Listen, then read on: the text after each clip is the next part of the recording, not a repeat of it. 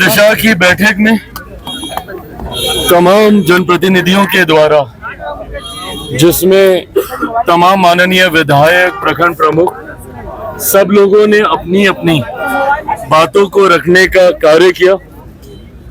मुझे खुशी है इस बात की कि जिस सोच के साथ दिशा की बैठक को आयोजित करने की व्यवस्था तैयार की गई है, उस सोच का पालन हुआ।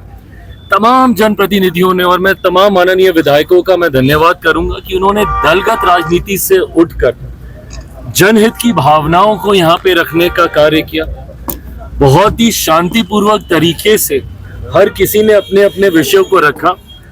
ये चिंता हम सबकी रही कि जिस तरीके से अत्यधिक बरसात की वजह से जल जमाव जैसी शिकायतें ग्रामीणों के माध्यम से आ रही हैं, जल्द से जल्द कैसे उसका निपटारा हो, नमामि गंगे के माध्यम से हो,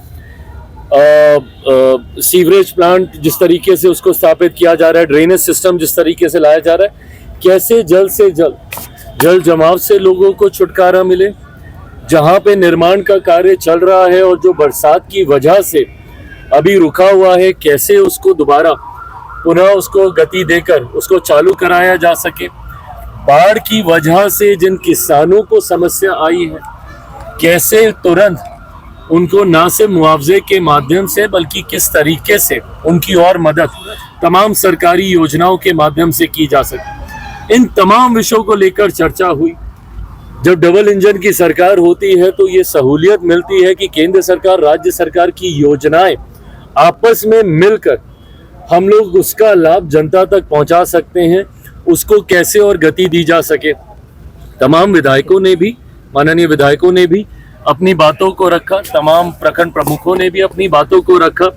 निर्देशित मेरे द्वारा किया गया है जिला प्रशासन को कि इन तमाम विषयों पर जल्द संज्ञान देते हुए टाइम बाउंड, समय सीमा के तहत इन तमाम विषयों के ऊपर अपनी बातों को पूरा करके हम लोगों के संज्ञान में देने का कार्य करें। चिराग जी, आपकी पार्टी के कार्यकर्ता को गिरफ्तार किया गया बिहार स्थित के द्वारा, रईस का। इस विषय की पूरी जानकारी अभी तक मेरे पास नहीं आई है कि क्या कारण रहा, क्यों रहा।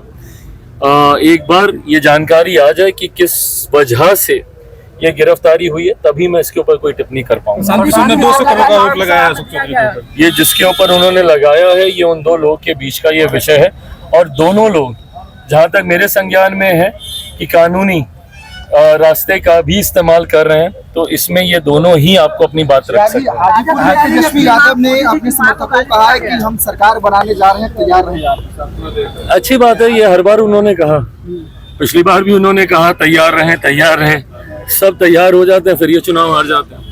तो ऐसे में मुझे लगता है कि सपने देखने का हक, अधिकार हर किसी को होता है, पर जिस तरीके से इस बार एनडीए के पांचों दल विपक्ष की सोच के विपरीत प्रयास ये लोग बहुत करते हैं कि हमारे किसी भी बयान का उसकी बाल की खाल निकाली जाए और गठबंधन में दरार दिखाई जाए, किसी और नेता की बात को किसी और नेता के साथ जोड़कर दिखाया जाए कि भाई इस गठबंधन के भीतर इन दो दलों के बीच में दरार चल रही है।